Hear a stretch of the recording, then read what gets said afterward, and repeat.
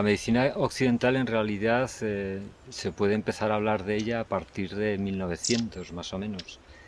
Y todo eso se debe a un cambio en aquella época en la que se pretendía buscar remedios más eficaces que se basaban en la química, y a partir de ahí surge lo que sería la especialización de la medicina, de forma que se deja de ver al sujeto como una cosa global y se empieza a parcelar al individuo. Entonces es cuando surgen las especialidades y a la persona ya no se le ve como un conjunto, sino que se le empieza a ver, pues si tiene un problema de estómago, pues se deriva al especialista respectivo, que es el especialista digestivo. Si hay un problema de huesos, se deriva al especialista de los huesos. Si hay un problema que no se sabe catalogar, se deriva al especialista de la psicología o de la psiquiatría. Entonces la medicina actual basa sus principios fundamentalmente en lo que sería la parcelación. ¿Sobre qué? Pues, espera, joder, creía que ibais a disparar suave. Los factores no propiamente de médicos que están influyendo sobre la forma en la que se plantea la medicina, pues son todos los factores relacionados con el contexto en el cual esa medicina se está desarrollando. Influyen tanto los factores económicos como los factores políticos, como los factores de la forma de entender de las creencias en conjunto de la sociedad en la que se inserta. Quizá los que más peso tienen en este momento, desde mi punto de vista, serían los factores tanto de las creencias, tanto los factores culturales como los factores económicos. En este momento la medicina se desenvuelve en un marco en el que el único remedio terapéutico que utiliza es el medicamento. Y en torno al medicamento hay toda una gran industria que ejerce una gran presión sobre el profesional de la medicina para que en el mercado se posicionen los productos que ellos están fabricando. Hasta el punto de que la mayor parte de los trabajos de investigación que se hacen están financiados por los laboratorios, y en ese contexto, pues lógicamente al final lo que se utiliza es lo que más peso tiene económicamente en ese momento. El origen de la enfermedad se podría situar en muchos niveles. Habría un nivel anterior al hecho en sí mismo de que la persona nazca. Habría factores que están constituidos tanto por la constitución de los padres, los factores genéticos, los factores en la relación que atravesaban los padres en el momento de la concepción. Es decir, habría una serie de factores prenatales, y luego también los primeros años de la vida son determinantes, muy determinantes. De forma que todo el embarazo sería ya un periodo clave en el desarrollo después de las enfermedades. El momento del parto es otro momento muy importante, porque el parto en sí es un acontecimiento para el bebé muy traumático, y luego posteriormente los primeros años serían también muy determinantes. Hay científicos que opinan que hasta los 6-7 años sería el momento en el que se decide ya todas las enfermedades que se van a desarrollar en el futuro. Una vez que ya la persona es pues en el joven o en la persona adulta, ya tendrían también mucho peso todos los factores del medio ambiente, tanto la polución de la atmósfera como todos los factores tóxicos de la alimentación, incluso pues el propio uso de los medicamentos. Se han hecho muchos estudios en los que se ve que la tercera causa de ingreso hospitalario en los países occidentales son los efectos directamente relacionados con el consumo de medicamentos. Entonces el origen de la enfermedad tiene múltiples causas. Luego, según las creencias y según también las prácticas por las que yo he pasado, pues habría que hablar de los factores ya predisponentes de los factores que arrastramos de otras vidas a través del alma. Seguramente el origen del cáncer no es diferente al origen de las otras enfermedades. Se podría pensar que la causa inicial del cáncer es como la del resto de las enfermedades, tendría un nivel energético en el que se produce por diferentes razones un bloqueo de la energía en un órgano, y con el paso del tiempo, si ese bloqueo de la energía en ese órgano se mantiene, al final terminaría produciendo lo que sería un crecimiento anómalo de las células. El proceso por qué las células empiezan a crecer de una manera desordenada, pues es algo que en este momento yo creo que se escapa todavía al conocimiento de la ciencia. Se sabe que hay factores relacionados con virus, se sabe que hay factores que también influyen respecto a los tóxicos, pero todavía no hay una causa que explique por qué unas células empiezan a crecer de forma indiferenciada en todos los casos. Pero desde mi opinión sería la misma causa que el resto de las enfermedades, quizá con algunos factores que todavía se nos escapan. El tratamiento del cáncer se podría enfocar como el tratamiento, si hemos dicho que las causas seguramente son las mismas. En primer lugar, yo creo que el tratamiento del cáncer habría que enfocarlo como para una enfermedad de cualquier otro origen. Quizá aquí lo que pesa más es la creencia que todavía se mantiene en este momento de que el cáncer es una enfermedad fatal, incurable y que la mayor parte de las veces conduce a la muerte. Ese es un factor que yo creo que tiene mucho peso y que incide mucho en cómo el paciente aborda la enfermedad. Hay estudios, creo recordar ahora que hay un librito, creo que se llamaba Recuperar la Salud, es de un oncólogo y de un psicólogo clínico, y ellos hablan de cómo en determinados momentos pacientes cancerosos que han mejorado mucho a través de terapias como la relajación, como tratamiento complementario, por ejemplo, a otro tipo de terapias convencionales, reciben la noticia o leen en un medio de comunicación que se ha probado que el medicamento tal, que es el que ellos estaban utilizando, no produce ningún efecto. Y automáticamente esos pacientes que llevaban una evolución sana y que estaban mejorando, tienen una caída de su nivel energético y mueren a los pocos meses. Entonces, el peso de la psicología, de las emociones en el cáncer es un peso muy fuerte y es algo que no hay que obviar. Pero desde el punto de vista de la enfermedad en sí, yo creo que el tratamiento no diferiría mucho del tratamiento de cualquier otra enfermedad. El, el hecho de que nosotros mismos desencadenemos nuestros problemas de salud es algo que para nosotros es un hecho inconsciente. No somos conscientes de cuando realmente estamos creando un problema. La mayor parte de las veces las emociones no están en un nivel de la conciencia asequible, accesible, y entonces esas emociones son las que van produciendo bloqueos energéticos que a la larga desencadenan la enfermedad.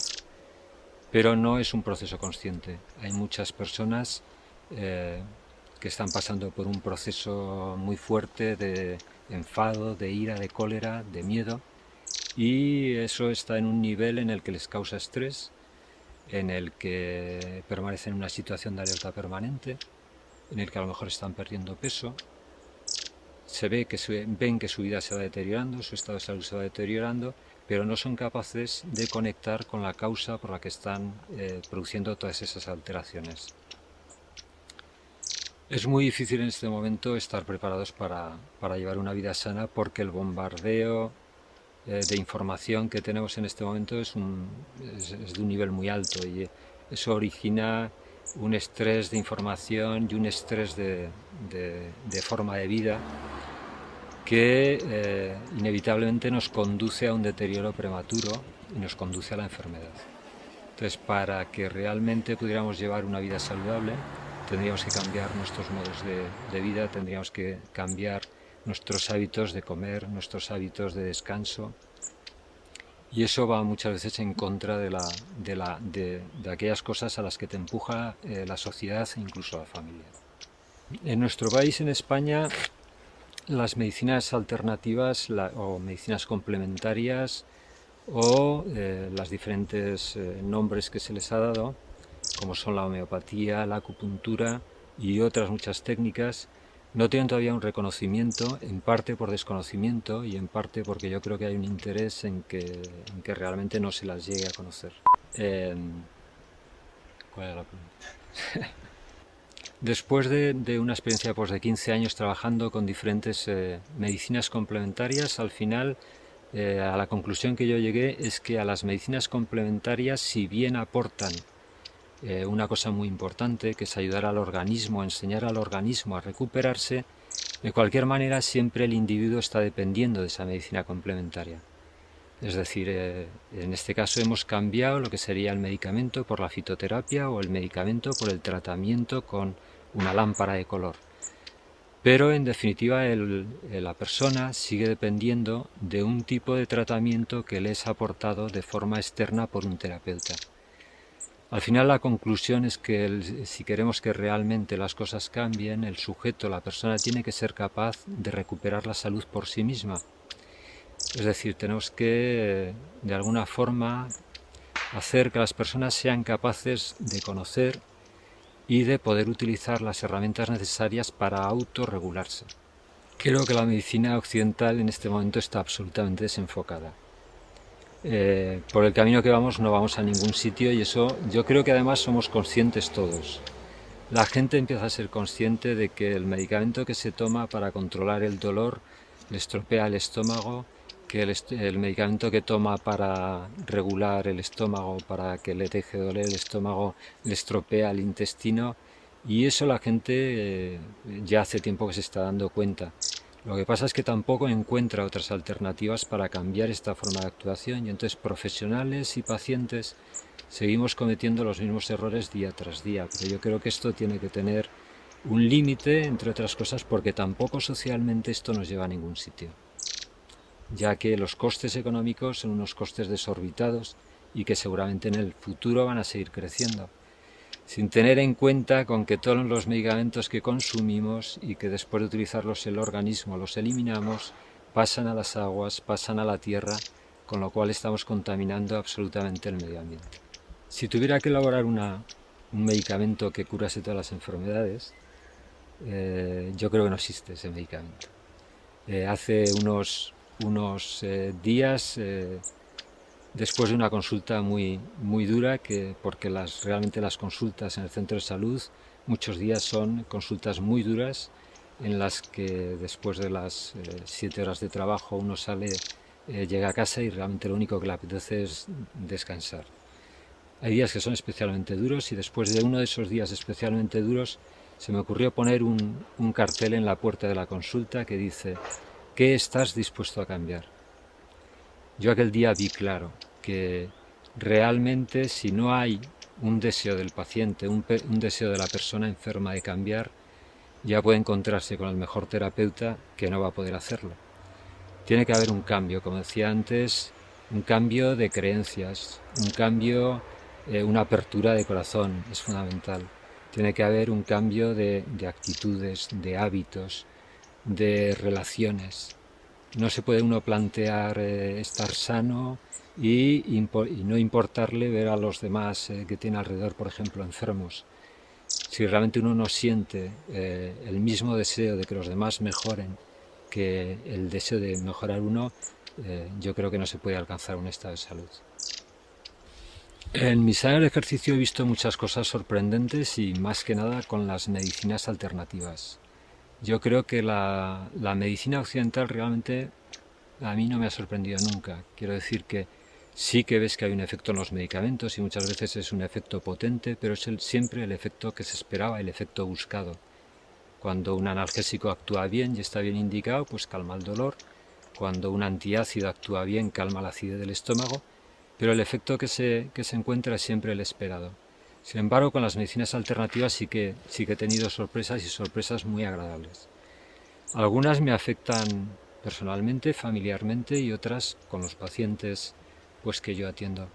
En concreto, por ejemplo, una de las experiencias para mí más sorprendentes y las que me hizo pensar que realmente estaba en el buen camino fue una experiencia personal con uno de mis hijos.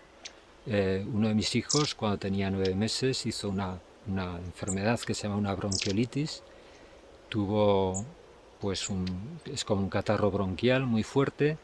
Yo siempre he tratado a mis hijos con homeopatía, por lo menos a los pequeños. Los mayores no, porque yo entonces no conocía la homeopatía. Y en aquella ocasión también lo había tratado con homeopatía. Sin embargo, desencadenó un cuadro de asma, se ahogaba, literalmente se ahogaba. Yo lo veía respirar y me angustiaba porque veía que se ahogaba y que ya estaba tomando los medicamentos que yo creía adecuados, y me preguntaba pues qué otras cosas se podrían hacer. Yo en aquel tiempo estaba empezando a utilizar la cromatoterapia, pero recurrí a mis conocimientos clásicos occidentales, me asusté, lo llevé a urgencias, pasé 3 noches acudiendo a urgencias para que le pusieran la mascarilla y pudiera respirar, y la cuarta noche, cuando ya me dijeron que seguramente habría que ingresar al niño, y yo no era partidario de ingresarlo, pensé que algo más había que hacer, y entonces me decidí a utilizar la cromatoterapia. La cromatoterapia, después de pensar cuáles podrían ser los posibles tratamientos, le di cromatoterapia ocular, que es un método muy sencillo, consiste en poner una luz de color que pueda visualizar el niño. El niño llevaba 3 noches sin dormir, y el tratamiento que yo quería aplicarle era 4 minutos de luz de color amarillo. Cuando mi niño llevaba 3 minutos observando la luz, se plegó literalmente, se dobló el cuerpo, se durmió y estuvo 16 horas durmiendo. Cuando se despertó, yo por supuesto las 16 horas estaba pendiente de ver qué es lo que pasaba, estaba pues un poquito asustado porque era la primera vez que veía el funcionamiento de esta técnica. Cuando se despertó seguía con su bronquitis, con su catarro, pero ya no tenía asma ni tenía fatiga, y a partir de ahí reaccionó y se puso bien. Ese fue para mí un momento determinante porque me orientó de que lo que estaba haciendo iba por el buen camino. Pero he visto otro tipo de resultados también muy sorprendentes con pacientes de cáncer que se han curado espontáneamente sin ningún tipo de tratamiento. Eso es algo que la medicina occidental generalmente oculta y rechaza. Yo leí una vez en un libro de Deepak Chopra, creo que se llamaba La curación cuántica, que hay un 3 por millón de curaciones espontáneas. Sin embargo, eso es algo que la medicina nunca nombra, ¿no? Entonces, en este caso era una paciente joven de 27 años con un linfoma que después de un año de tratamiento con quimioterapia había recidivado, es decir, había vuelto a manifestarse. Ella estaba segura de que se iba a curar, tenía confianza de que se iba a curar y de que además el tumor iba a desaparecer solo. Consultó con los hematólogos que le llevaban y le dijeron que eso era imposible. Sin embargo, esta paciente, por su confianza, yo estoy convencido que fue su confianza, pues a los 2 meses de empezar a buscar al familiar más adecuado para hacerle un trasplante de médula ósea, se curó espontáneamente. Y en este momento esa paciente está con una salud perfecta, se ha quedado embarazada, en contra de lo que pensaban los hematólogos, que eso iba a ser algo imposible. Es decir, que hay muchas cosas que realmente te llegan a sorprender. El futuro inmediato de la medicina yo creo que pasaría por integrar todos los conocimientos que hay sobre el ser humano que realmente ayudan al ser humano a mejorar. No me cabe en la cabeza que sigamos rechazando las cosas que no conocemos simplemente porque no las conocemos.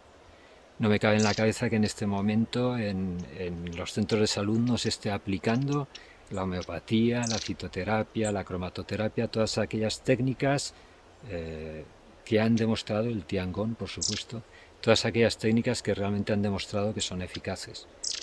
En este momento el que los pediatras no conozcan, por ejemplo, la homeopatía, yo lo encuentro injustificable desde mi punto de vista y que me perdonen, pero es así. Los pediatras no tienen ningún medicamento en este momento que les pueda ayudar a los niños. Sí que tienen consejos, sí que tienen orientaciones, pero no tienen ninguna herramienta terapéutica eficaz con los niños. Entonces, en un primer paso yo creo que sería integrar todos los conocimientos que hay sobre el ser humano de forma que le puedan ayudar de una manera más efectiva. A largo plazo, desde mi punto de vista, pues sería lo que hemos estado hablando hace un momento, que realmente el ser humano se diera cuenta de que es necesario un cambio de conciencia y de que estamos en un momento en el que ya pensar solo en las limitaciones de nuestra vida ordinaria no tiene sentido, y que hay que pensar en el ser humano como un ser humano que somos todos, y que uno no puede plantearse mejorar él solo si el resto de la sociedad no mejora. El futuro es que el ser humano comprenda que no puede seguir haciendo daño a la tierra, seguir haciendo daño a los animales, y que todo eso pase como si nada. Es decir, una persona como últimamente, en los últimos días he visto en la consulta que viene y te comenta, por ejemplo, pues que se va a cazar y a matar animales y que luego al mismo tiempo desea tener una salud excelente, pues yo creo que no van por ahí las cosas. Creo que el ser humano tiene que comprender que es alguien, como dice la medicina tradicional china, entre el cielo y la tierra. Entonces, recuperar esa conexión con el cielo y con la tierra para mí sería el futuro, y ahí seguramente la medicina tendría que desaparecer.